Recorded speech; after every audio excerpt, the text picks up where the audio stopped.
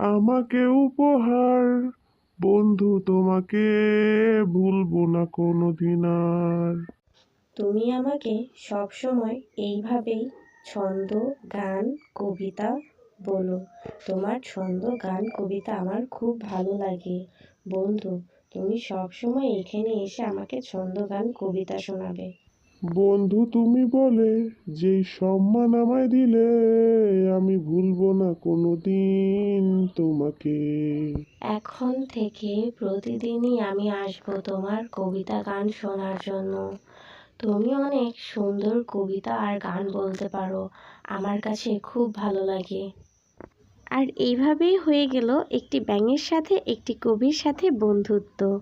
তো বন্ধুরা, তোমাদের কাছে আমার ভিডিওটা কেমন লেগেছে? আমার ভিডিও যদি তোমাদের কাছে ভালো লাগে তাহলে লাইক অ্যান্ড সাবস্ক্রাইব করে দিও।